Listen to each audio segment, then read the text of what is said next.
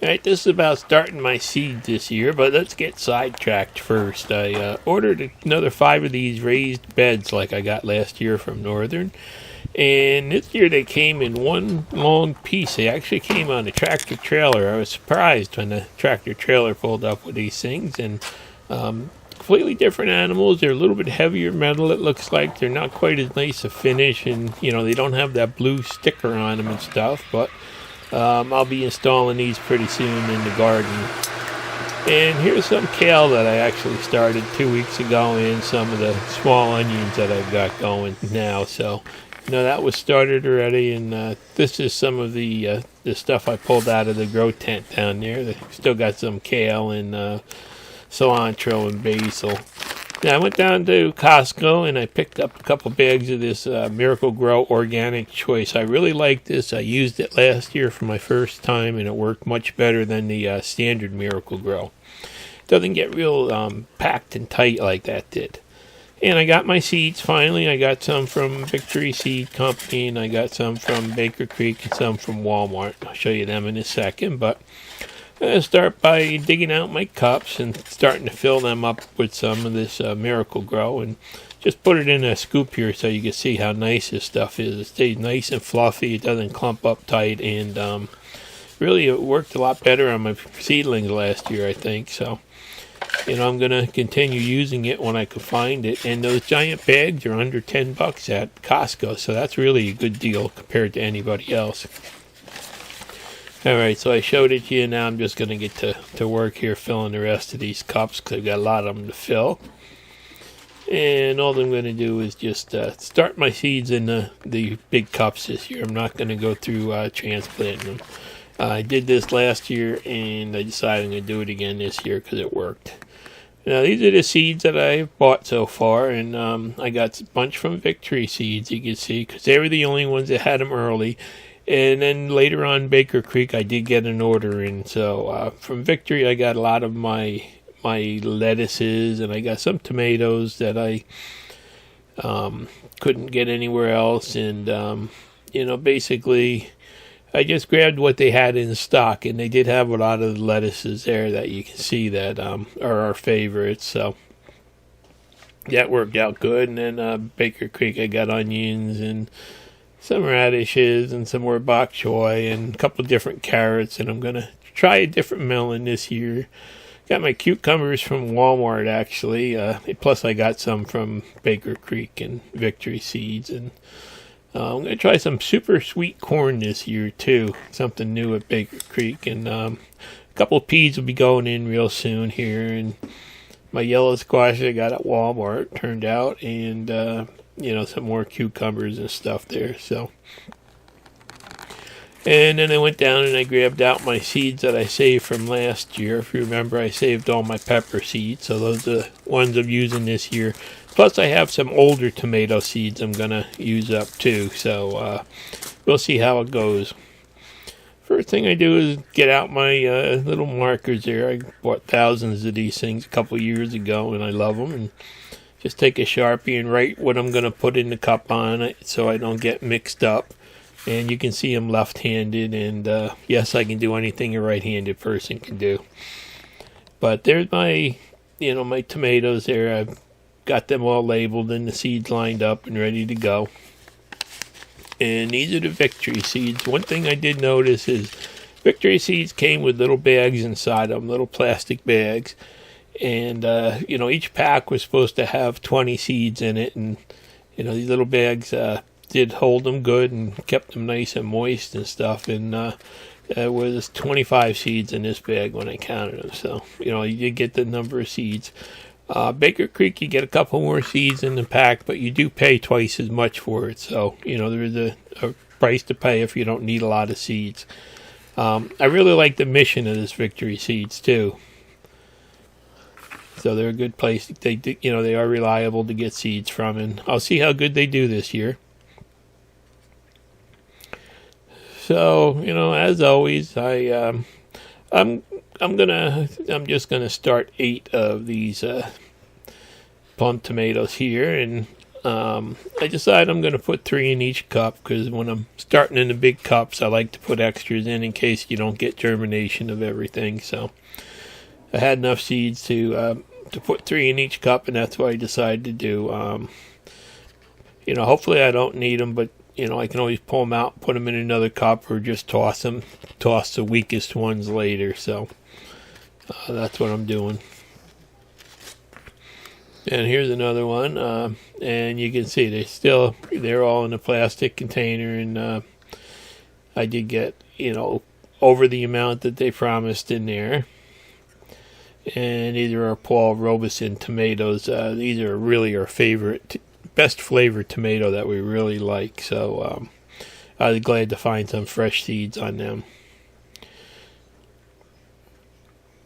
And it takes me a while to get used to using that little tong, but I still really like that for putting my seeds in. It allows me to put one in at a time and poke them into the soil the correct depth. So, even though it's slow, I do it that way.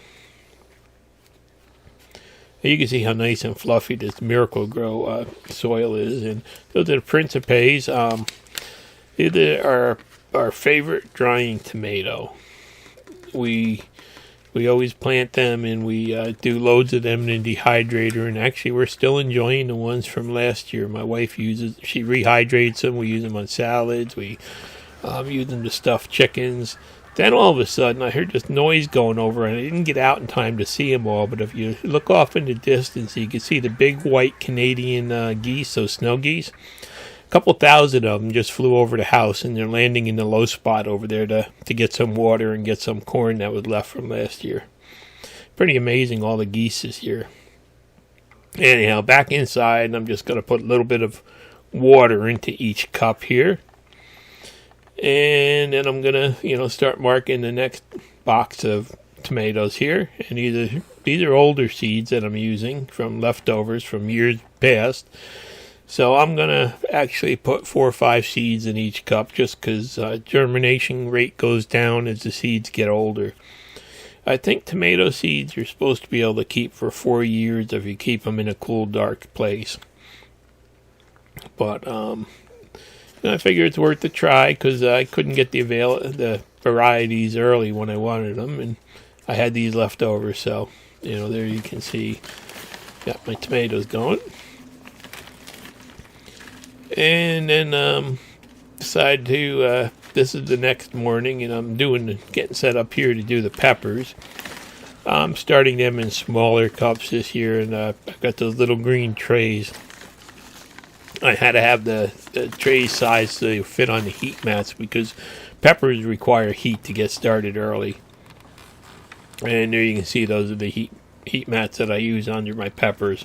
I've got 2 of them, and these are the pepper seeds that I saved, the Cubanelli, Jimmy Nardello, the Red Belgian, the Emerald Giant, now the Pinos, the Anaheims, the Habanadas, the Adjavarskis, and those were our favorite, roasted and put in the freezer, and we're still enjoying them, and the California Wonders. And those little mini bells I'm not going to use this year, and I didn't show you the one last one. I'll show you in a little while. Well, that's what it looks like when you flip them over. I did put the old seed packs in there, and I started by labeling all the little cups here, and decided I'm just going to go with 56 pepper plants this year. So there's 48 of them. And then it's the same thing. I'm just going to put a couple of seeds in each cup. I've got millions of seeds here that I saved, so I'm not going to worry about them. And, I'll pull out the ones that don't do good. And we'll get to see if there's any cross-pollinating in any of the different varieties this year, when these seeds actually do grow and we start to see the peppers. I don't think there will be, but, you never know. So then same thing, gonna put a little water in there, and then I put down the lid of the container first, and I've got the heat mat in there. I put a piece of plastic under there, and then I'm just going to drop that container on top of it upside down, and it makes a little greenhouse, and it holds the heat in from the heat mat.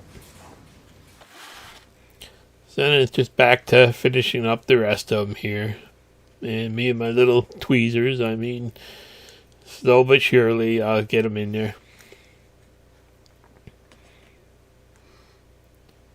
And, well, look, today's the last day of winter, so we've got something to look forward to now.